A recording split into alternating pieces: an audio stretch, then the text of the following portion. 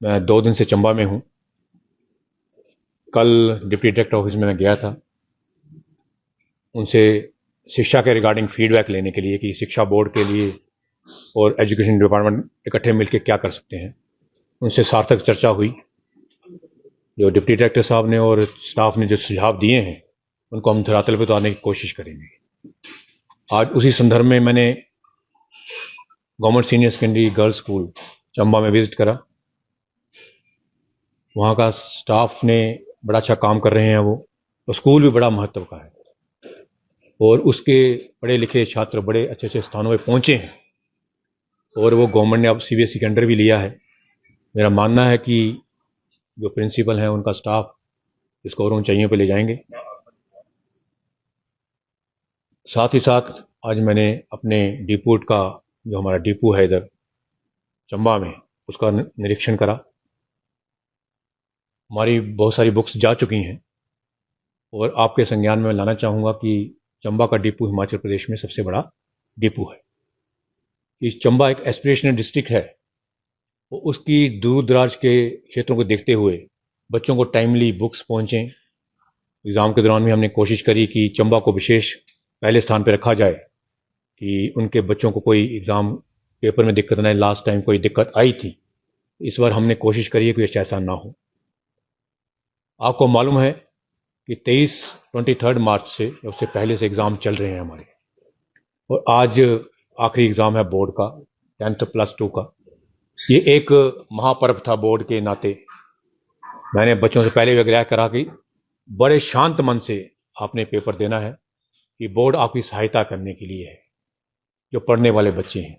और साथ साथ एक कड़ा निर्देश भी दिया था कि जो गलत करेंगे उनको हम नपेंगे। मुझे आपको बताते खुशी हो रही है कि पूरे हिमाचल प्रदेश में पहली बार हमने लाइव मॉनिटरिंग करी है 10 से 1 बजे के बीच में एग्जामिनेशन सेंटर्स की। जहां भी कोई अप्रिय घटना घटी है, बड़ी कम घटी है इस बार, नकल के मामलों में बड़ी कमी आई है। मैं मानता हूं इसमें समाज की बड़ी अहम भूमिका है, जो हमें टाइमली इन्फॉर्म करते रहे। इन्फॉर्मेशन कई बार हमें सेंटर के थ्रू नहीं आई, सोशल बॉडीज के थ्रू आई भी इस सेंटर में कुछ गड़बड़ हो रही है, और हमने मौके पर डिसीजन लिया।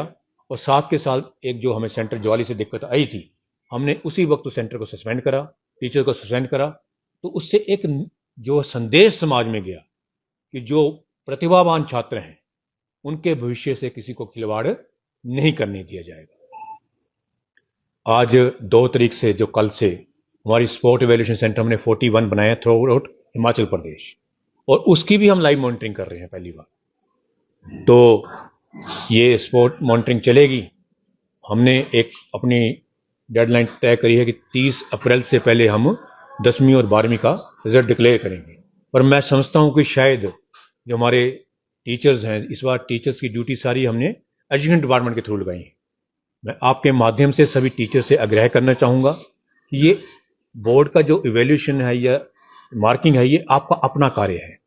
सभी अपने कार्य क्षेत्र जो स्थल है वहां पर पहुंचे, कोई उससे एब्सेंट ना हो कि उसमें दिक्कत आती है दुनिया रिप्लेसमेंट करने के लिए। मैं चाहता हूं कि आपके माध्यम से ये उन तक बात पहुंचे कि सभी अपनी ड्यूटी पे आए, कि आपके बच्चों के भविष्य का सवाल है। मैं चाहता हूं कि हम 2 हफ्ते में, मेरी अपनी डेडलाइन 2 हफ्ते है, बोर्ड की 30 अप्रैल है, कि हम रिजल्ट को डिक्लेयर कर दें, जिससे कि बच्चों को आगे जाने में दिक्कत ना आए। मैं एक चीज और आपसे साझा करना चाहूंगा कि इस बार पहली बार मैंने अपने स्तर पे कोशिश करी है कि जैसे रिजल्ट डिक्लेयर होता है 10वीं का या 12वीं का, तो मैं कैरी काउंसलिंग के लिए सभी हिमाचल प्रदेश के संस्थानों को बोर्ड से जोड़ूंगा, और मैं उधर एक्सपर्ट बिठाऊंगा, आईटीएन, डॉक्टर्स, आईएएस रिटायर्ड, जो बच्चों को कैरियर के बारे में गाइड कर सकें, कि 10वीं के बाद बच्चों को पता नहीं हम किस दिशा में जाएं। तो एक मेरा यह प्रयास है कि बोर्ड जो है हिमाचल की पहचान है, उसको हम नए स्तर पे लेके जाएं। और जो सीएम साहब सीबीएसई कर रहे हैं, हमें तो अच्छा कंपटीशन करने का मौका मिल रहा है। वो सीबीएसई वाले क्या करते हैं, उससे हम आगे जाने की चेष्टा करेंगे। पहले हमारे पास कोई यार्ड स्टिक नहीं थी, अब यार्ड स्टिक आ रही है तो हमें परफॉर्म करने का मौका मिलेगा। और मैं चाहूंगा कि बच्चे रिजल्ट के, अब जब आज पेपर में दे दिया है, रिलैक्स करें, जो भी होगा अच्छा होगा। 10वीं के बच्चों के लिए इस बार बोर्ड ने एक और पहल करी है बच्चों को टेंस होने की जरूरत नहीं है। हमने एक अपॉर्चुनिटी और दी है उनको जून में, और कोई 10वीं का एवेल्यूशन द्वार से अपेयर होना चाहता है या किसी को लगता है मैंने अच्छा परफॉर्म नहीं करा है, तो जून में हम इनको एक और चांस दे रहे हैं, और उस चांस को हम मार्च में काउंट करेंगे। पहले ये चांस सितंबर में होता, उनका एक साल वेस्ट हो जाता था, तो हमने करा है एक चांस और देने। किसी बच्चे को लगता है मैं अच्छा परफॉर्म नहीं कर पाया, मेंटल ब्लॉक लग गया था मुझे उस वक्त, होता है, हमारे साथ भी होता है, तो उनको एक और चांस दिया जाएगा जून में। मैं समझता हूं कि उनको रिलैक्स करके अपने अच्छा समय फैमिली के साथ व्यतीत करना चाहिए और अपने आने वाले भविष्य के बारे में सोचना चाहिए। यही मैं बोलना चाहता। धन्यवाद। आपका कोई क्वेश्चन है तो उसको लेने के लिए तैयार।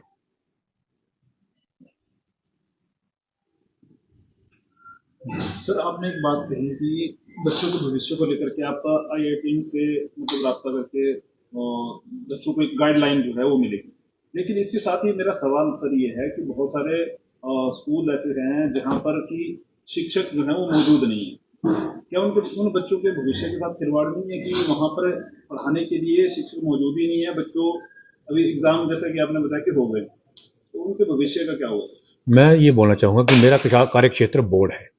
बोर्ड के अंडर आता है syllabus, exam conduction, evaluation, revaluation. मैं दूसरे कार्य क्षेत्र में जाके बात नहीं कर सकता।